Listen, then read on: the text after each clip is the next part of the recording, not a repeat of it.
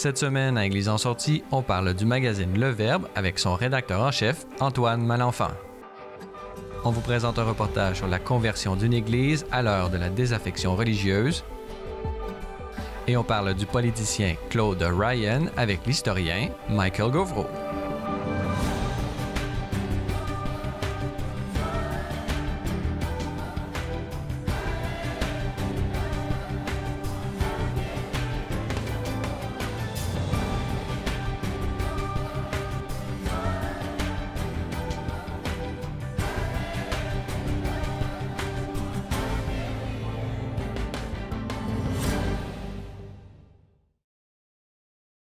Bonjour mesdames et messieurs et bienvenue à Église en sortie. Aujourd'hui à l'émission, nous allons traiter de périodiques catholiques et pour nous en parler, nous avons avec nous en studio M. Antoine Malenfant. Bonjour. Bonjour.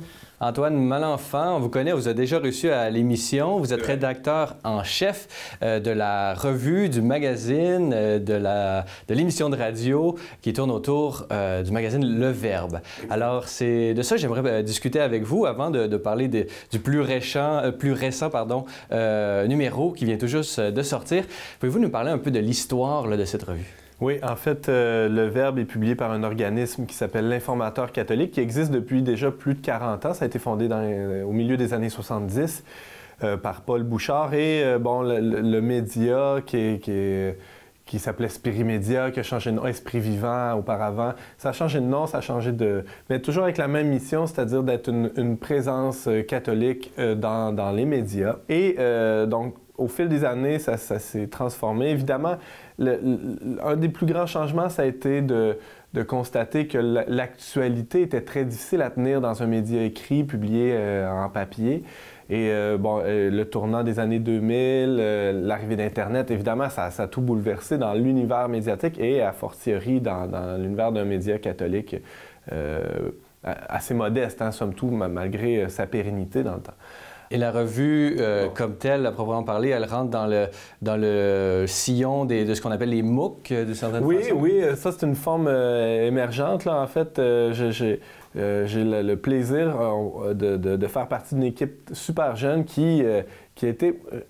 je ne ferai pas de fausse modestie, qui a été à l'avant-garde. Dans le fond, en 2015, c'était très peu connu et là, on en fait de plus en plus ce genre de publication-là, c'est-à-dire à mi-chemin entre un livre et un magazine. Donc, la revue, vous pouvez le constater, 80 pages, 84 pages, il y a de la substance. C'est d'ailleurs pourquoi elle est publiée aux 3 mois. Ça donne le temps aux gens de bien digérer le contenu. Il y a des textes très courts, une demi-page, une page, mais il y a aussi des articles, des reportages, des témoignages beaucoup plus longs, qui vont jusqu'à une dizaine de pages parfois. Ça nous donne l'espace aussi pour soigner la présentation, mettre des photos en masse. Et il y a on pourrait dire une première annonce, il y a une dimension première annonce du deuxième magazine qui est vraiment plus large public et qui est diffusé un peu partout au Québec. Alors, c'est ça. La revue s'adresse spécifiquement à des gens qui ont déjà un cheminement de foi bien engagé, je pourrais le dire comme ça. Mais on a décidé d'extraire, en fait, on publiait déjà la revue depuis 1 an et demi, puis on se disait, on ne rejoint pas assez les périphéries, pour reprendre une expression si chère au pape François. Il faut trouver une manière de distribuer, de propager surtout les textes qui ont le plus de chances de rejoindre les gens là où ils sont. Et le dernier bébé, on pourrait dire, là, de ce magazine, c'est une émission de radio qui s'appelle On n'est pas du monde. Qu'est-ce que c'est? Ça roule déjà depuis un peu plus de 2 ans. C'est un magazine, encore une fois, on aime ça. C'est un magazine culturel catholique, on l'appelle radiophonique. Radiophonique. Alors, autour de la table, on reçoit des invités, des chroniqueurs qui viennent parfois nous parler de l'envers du décor, on pourrait dire, d'un de leurs reportages qui a été publié dans notre revue. Ça peut permettre d'avoir des informations complémentaires, aller plus en profondeur, découvrir des éléments qu'on n'avait pas pu aborder dans le texte. Voir la démarche du journaliste aussi. Il y a ça. Il y a aussi des chroniqueurs qui viennent nous présenter d'autres sujets. D'ailleurs, vous en faites partie. Avec plaisir. Nous présenter certaines questions qui concernent l'Église. Des fois, c'est très... on pourrait dire très séculier comme sujet. On aborde la santé, la nutrition, on parle de sexualité, on parle d'alimentation, bon, je l'ai dit. Politique. Politique, évidemment. Culture, cinéma. c'est un magazine vraiment touche à tout. On invite des gens qui connaissent. On demande aux chroniqueurs de parler de ce dont ils aiment, ce qu'ils aiment. Et on a beaucoup de plaisir autour de la table. C'est un magazine du Nord. C'est diffusé sur Radio VM à Montréal et dans quelques régions aussi, et à Radio Galilée pour ce qui est de l'Est du Québec. Donc maintenant qu'on connaît bien, on a un beau portrait du magazine Le Verbe. Yes. Allons-y directement justement avec le magazine Le Verbe qui est distribué un peu partout au Québec, comme je le disais, et qui est plus large public. Alors qu'est-ce qu'on y retrouve? Bon, alors on a décidé en conseil de rédaction, là, c'est moi que vous avez devant vous aujourd'hui, mais il y a bien des gens derrière, il y a toute une équipe, il y a à peu près tout près de 150 collaborateurs réguliers, des auteurs, des journalistes, des photographes, etc. Donc, mais aussi, il y a un conseil de rédaction qui choisit les thèmes et on a choisi de parler de la question du genre parce que, on en parle partout, toujours. Il y a ce nouveau cours d'éducation sexuelle qui commence au Québec ces temps-ci. Bon, bref, c'est dans l'air du temps. On s'est dit, on saute dans la mare, nous aussi, et on va voir qu'est-ce qu'on peut apporter. Et c'est toujours ça, un peu notre façon de fonctionner. Qu'est-ce que nous, comme chrétiens, comme catholiques, comment on peut contribuer positivement au débat public sur des grandes questions. Et là, vous, tous égaux, différence et complémentarité sexuelle, j'imagine. Évidemment, on l'aura compris, c'est très éloquent. L'illustration, ça nous parle de différence et de complémentarité sexuelle comme étant un mystère à contempler d'abord, hein? Mais on ne commence pas par la portion mystère. Alors, il y a toute j'allais dire une pédagogie, mais c'est-à-dire une façon de faire qui nous permet d'abord d'avoir les mêmes bases communes. Et c'est pour ça qu'on a pris l'angle de la science dans un premier article, pour qu'on parle tous des mêmes choses. Où la journaliste Ariane Beauferré a fait un travail remarquable de recension des écrits de la littérature scientifique. Vous allez voir, il y a une abondance de références qui va s'assurer qu'on parte avec les mêmes bases factuelles. Et c'est pas un travail partisan du tout. On n'est pas en train de démoniser un camp ou l'autre ou de dire que c'est noir ou blanc, mais plutôt d'aller voir dans les subtilités parce qu'en effet, il y a certaines anomalies dans la nature. Il y a des fois des incohérences chromosomiques entre justement l'ADN et le phénotype de la personne. Bref, c'est extrêmement complexe et c'est pour ça qu'on doit prendre le temps de poser les choses calmement avant de s'enflammer, d'embarquer dans des positions polémiques. En fait, c'est pas du tout ça notre façon de fonctionner. Pour après, avoir un texte d'Alex Deschênes qui vient, d'une manière un peu plus philosophique, nous parler du sens ou de la signification du corps. Après avoir examiné la biologie, finalement, qu'est-ce que ce corps-là veut nous dire, qu'on soit homme ou femme? Et ça permet à la fois de transcender ou de dépasser justement les polémiques, les positions très confrontantes. L'objectif, c'est pas ça du tout, c'est de proposer plutôt ou de montrer qu'il y a une beauté, il y a une grandeur, il y a un mystère aussi à contempler dans la personne humaine, dans le genre humain qui se décline en hommes et femmes. Ça, c'est pour le magazine Le Verbe, la revue Le Verbe. Et qui est un peu le même thème, d'une certaine façon. Hommes et femmes, il les créa. Alors, on se place vraiment dans le sillon de la révélation. Alors, qu'est-ce qu'on y retrouve, là, justement, dans cette publication? Bien, dans ce numéro-là, on voit un photoreportage d'une gang de gars qui ont décidé de faire du canot sur la Saint-Maurice, un peu comme les premiers explorateurs canadiens, les missionnaires qui ont fait ça aussi. Bon, j'appelle ça une épopée virile, hein, parce qu'il y a quelque chose du défi, du dépassement de soi. On retrouve donc ce photoreportage-là signé par Kevin Murray et Pedro Perna. On retrouve aussi deux textes assez importants. Dès le départ, Paul-Émile Durand qui nous parle de ce qu'est un homme. Il a rencontré, il a interviewé Martin Stephens, un philosophe bien connu en Europe, et un prêtre aussi, le père Bonwidge, qui discute avec lui de l'essence de l'homme, qu'est-ce que la masculinité, qu'est-ce que la virilité, et ça se déploie évidemment dans le don, mais d'une manière particulière pour ce qui est de l'homme. Ça, c'est pour les hommes? Pour les hommes, pour les femmes. Bien, on est allé voir une pro de la question, Edith Stein, par le biais d'un entretien avec le philosophe Yvan Pelletier. Notre collaborateur Simon-Pierre Lessard est allé voir qu'est-ce que Edith Stein a à nous dire encore aujourd'hui sur la vocation de la femme. Et mon Dieu, c'est merveilleux ce qu'Edith Stein dit. On n'est pas du tout dans une position encore une fois, de confrontation. Edith Stein était une féministe fantastique qu'il faut redécouvrir, qui dit que oui, la vocation de la femme, c'est d'être épouse et mère, mais même elle-même n'était pas épouse ni mère. Elle était carmélite à la fin de sa vie. Épouse du Christ. Épouse du Christ et mère d'une multitude, assurément, une mère spirituelle. Donc, ce qu'elle dit, grosso modo, c'est que peu importe notre état de vie, elle parle aux femmes, l'important, c'est de le vivre comme une épouse et comme une mère, sans singer l'homme, sans faire l'homme ou faire comme un homme ferait. C'est vrai en politique, c'est vrai en médecine. La femme a certaines qualités, certaines forces, assurément, certains attributs qui lui permettent de faire ces diverses tâches, d'entrer dans peu importe le rôle, d'une manière toute féminine, et c'est quelque chose qu'on doit exalter, qu'on doit célébrer. La touche féminine. Antoine Malenfant, je rappelle que vous êtes rédacteur en chef de cette revue Le Verbe et animateur de l'émission de radio du même nom, même si on dit « On n'est pas du monde », c'est le titre officiel de cette émission de radio qui vraiment est complémentaire aux différents produits, comme vous l'avez dit, que vous proposez. Et vraiment une belle œuvre d'évangélisation que je recommande à tous nos téléspectateurs. Donc, Antoine Malenfant, merci beaucoup de nous avoir accordé cette entrevue aujourd'hui. C'était un vrai plaisir. De notre côté, on va aller voir un reportage sur la transformation de l'église de l'Ascension au Lac-Saint-Jean.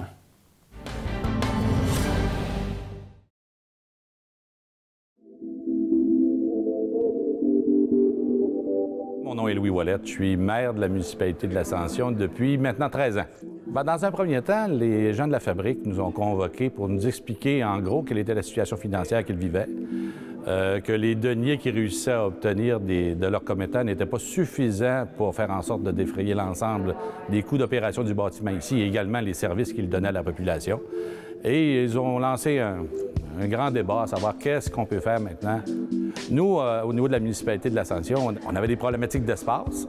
Et ce qu'on s'est dit, c'est qu'on va demander une subvention au gouvernement du Québec pour obtenir faire cette salle-là. Entre-temps, ce qu'on s'est dit, nous, c'est, regarde, le 100e anniversaire arrive, l'Église semble être quand même en bon état.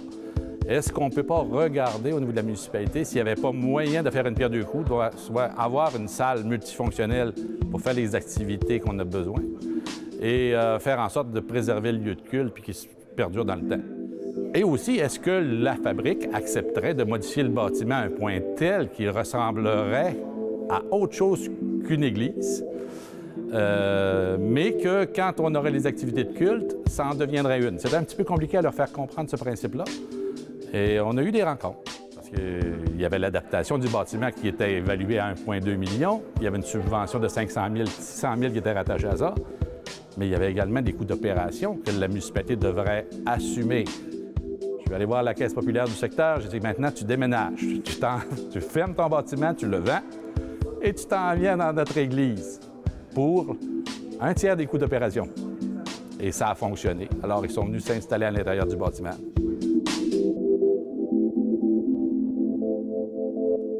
Et le reste du tiers de coûts d'opération, c'est des locations. On voulait que ce soit un peu tout, que ce soit un gymnase, que ce soit une salle de spectacle, une salle de danse, que ce soit une église.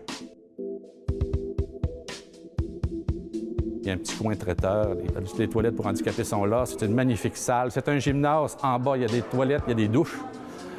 On a réussi à conserver le salon funéraire qu'on a totalement fait la réfection. Et on a intégré à l'intérieur la Caisse populaire qui vient nous aider à défrayer les coûts. L'architecture, comme je vous disais, laïcité de l'État, on devait faire en sorte d'enlever l'ensemble des signes religieux visibles. Ce qu'on a fait, c'est qu'on s'est embauché un architecte qui a fait en sorte de préserver l'intégrité du bâtiment au niveau extérieur. Donc, le bâtiment de l'extérieur ressemble encore à une église et il va toujours ressembler à une église. Et quand il y a des chaises installées et que pas la sacristie, mais le chœur est ouvert, vous entrez véritablement dans une église. Alors ici, on continue à faire des mariages, des baptêmes, des messes. La municipalité de l'Ascension a 100 ans. Elle a 100 ans cette année. En 2019, on aura 100 ans. On trouvait, en tout cas moi comme maire, je trouvais inconcevable d'avoir à détruire un bâtiment qui est, regardez, le nom officiel de la municipalité, c'est la paroisse de l'Ascension de Notre-Seigneur. On s'entend qu'il y a une raison pour qu'on s'appelle comme ça. C'est parce qu'au début, c'était une communauté religieuse qui démarrait ici à l'Ascension. Je voulais, comme maire, qu'on perpétue ça. La population me suivit. Ce que je dis aux gens, c'est regardez l'état du bâtiment que vous avez, regardez l'identité qu'il représente chez vous, regardez l'intérêt des gens chez vous qu'ils ont à conserver un patrimoine aussi important qui sont la genèse de leur identité. Transformez-le, oui. Faites d'autres choses avec lui, mais essayez de faire en sorte de le conserver, je pense que c'est primordial. Nous, les gens, c'est une fierté qu'ils ont d'avoir un bâtiment comme ça. C'est une fierté qu'ils ont de l'avoir réussi à le transformer selon des paramètres qui leur permettent de l'utiliser parce que nos parents l'ont payé. C'est à nous maintenant, ils nous en ont fait un don, c'est à nous maintenant de le préserver, de faire en sorte qu'il soit utilisé par l'ensemble de la population, comme il était au début.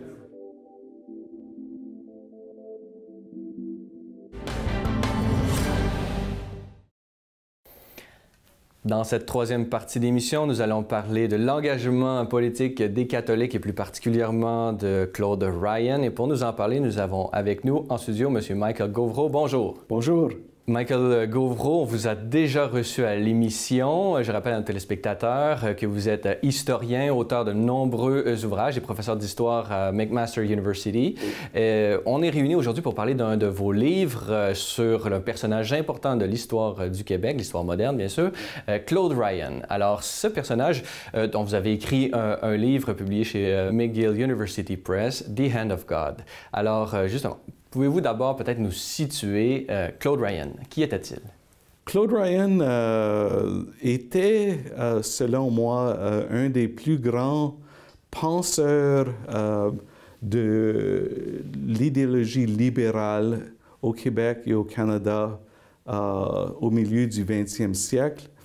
Et ce qui était assez original chez Claude Ryan, c'est l'imbrication du catholicisme dans l'idéologie du libéralisme, qu'il a su traduire un certain catholicisme engagé activiste dans un courant de libéralisme social, ce qui est une forme de libéralisme à peu près disparu à notre époque. Le libéralisme classique et non pas le libéralisme libertaire. Non, exactement. C'était un libéralisme certainement soucieux des libertés individuelles, mais reconnaissant aussi une certaine obligation sociale où l'imbrication de l'individu dans des collectivités auxquelles il ou elle était responsable. Alors, c'était une vraie éthique de responsabilité sociale dont il puisait dans un catholicisme qu'il a défini peut-être un peu lui-même, mais toujours dans une certaine un certain courant doctrinal qu'il a rencontré au sein de l'Action catholique et aussi dans des lectures personnelles dans la théologie, la pensée du cardinal Newman, la nouvelle théologie française des années 40 et 50. Ensuite, il a traduit ça dans une vision d'action auprès des classes moyennes québécoises et ensuite a traduit ceci dans en fait la critique et le commentaire politique lors de ses années au devoir comme directeur. L'Action catholique qui est vraiment un mouvement d'action, disons, pour l'engagement social des jeunes dans toutes les choses publiques, qu'elles soient politiques ou dans la société civile. Oui. Journal Le Devoir, qui est vraiment un journal important au Québec, puisqu'il est vraiment fondé par Henri Bourassa, qui était la pensée politique un peu vraiment du Canada francophone, pourrait-on dire. Et par la suite, il s'implique directement en politique, dans le Parti libéral. Pouvez-vous nous parler un peu de sa carrière politique? En fait, le volume que j'ai écrit, c'est sa carrière pré-politique. Mais je dirais, pour ma part, que son engagement politique comme chef du Parti libéral était un peu, je dirais, un peu une erreur de sa vie. Il n'était vraiment pas heureux et c'était un cas où il n'était pas l'homme correct à l'heure correcte ou à l'endroit correct. Mais pour lui, c'était son devoir parce qu'il croyait que le Québec et les classes moyennes du Québec étaient vraiment à un tournant critique de leur histoire. Ce qu'il craignait le plus, c'est que le Québec était piégé entre un fédéralisme outrancier de Trudeau et le courant indépendantiste représenté par René Lévesque et le Parti québécois. Et pour lui, le Québec avait vraiment besoin d'une troisième option pour vraiment choisir son destin. Il était vraiment entre les deux, donc il se faisait attaquer des deux côtés, j'imagine. Oui. Et c'était là sa malchance qu'il avait à s'affronter à deux maîtres politiques vraiment au sommet de leur carrière. Et il n'avait pas les moyens de vraiment communiquer sa vision. À la télévision, c'était quelqu'un d'absolument, comment on dit, figé. Il s'est fait ridiculiser comme un prêtre déguisé. On faisait D'où la citation qui est le titre de votre livre, « La main de Dieu ». Oui. Que les journalistes savaient mettre des mots dans sa bouche qu'il n'a jamais dit et en fait ne croyait pas. Mais je crois aussi que quand il s'était entré en politique, c'était vraiment le sommet du rejet québécois de l'héritage catholique. Alors, pour beaucoup de personnes, Ryan représentait cet héritage qu'on voulait vraiment mettre à côté, à l'arrière. Et en fait, il représentait pas le futur de la société, mais le passé. Alors, voilà je pense, comment expliquer son échec politique. Justement, on voit que dans votre livre et dans la description que vous en faites, que c'était plutôt un penseur et qui n'était pas nécessairement habile avec les jeux de la partisanerie et des attaques parfois voraces qu'il faut faire en politique. Et donc, peut-être ce qui lui apparaît aujourd'hui comme étant, il a peut-être été victime de cet environnement qui n'était pas le sien naturellement. Vous montrez également comment il avait une pensée, une ecclésiologie lui-même, puisqu'il était un catholique, laïque, convaincu, pourrait-on dire. Il n'était pas ce qu'on a dit plutôt un clerc déguisé, il assumait sa vocation de laïque. Quelle était sa vision, son ecclésiologie et la vision du laïcat, particulièrement dans l'Église? Pour lui, le laïcat était vraiment le groupe le plus important dans l'Église moderne. Ryan était conscient que pour agir dans le monde moderne, l'Église devrait se fier de moins en moins à un clergé tout-puissant ou à l'aménagement de grosses structures de soins sociaux ou de l'éducation. Mais la présence catholique dans le monde dépendrait d'un laïcat bien éduqué, bien conscient spirituellement, bien formé et vraiment avec une conscience d'engagement de faire venir le Christ dans le monde. Ça, c'était vraiment sa vision. Par contre, c'était pas comme Trudeau ou Pelletier qui disaient que nous sommes des catholiques, mais vraiment, nous ne sommes pas vraiment fidèles à l'institution. Pour Ryan, le catholique avait vraiment besoin de l'institution de l'Église pour être un vrai catholique. Besoin des sacrements, Oui, la oui. vie spirituelle se Oui. nourrit des sacrements. Oui. Donc il n'était pas vraiment Oui. en critique acerbe contre la hiérarchie, c'est simplement tout le monde doit jouer son rôle à sa place. Aujourd'hui, justement, on est dans plein cœur de cette modernité. Comment est-ce que cette vision peut-elle nous inspirer?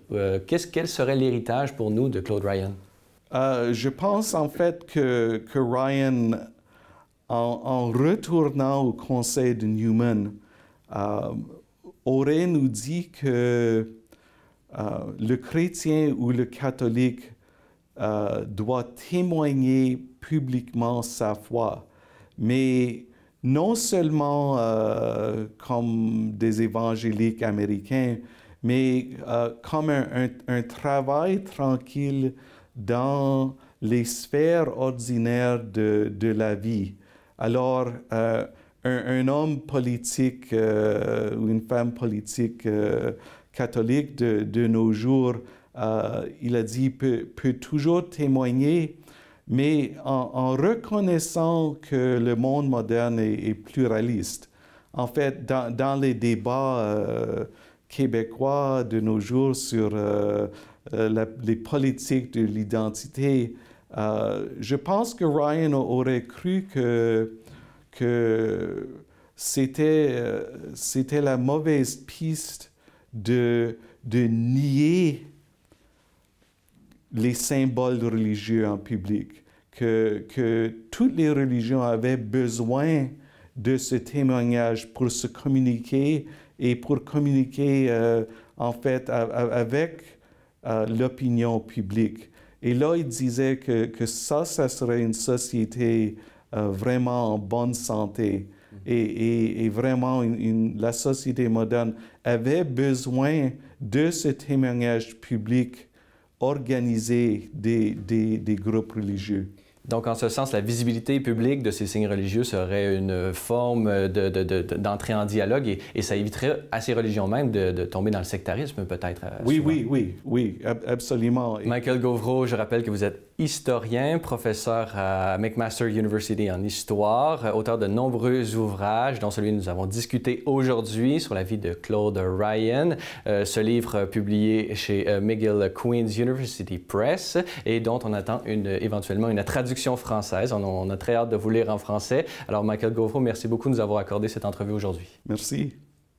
Voilà, c'est tout pour aujourd'hui. N'hésitez pas, si vous avez des questions ou commentaires, vous pouvez m'écrire à l'adresse qui apparaît à l'écran. Revenez-nous la semaine prochaine pour un autre épisode d'Église en sortie.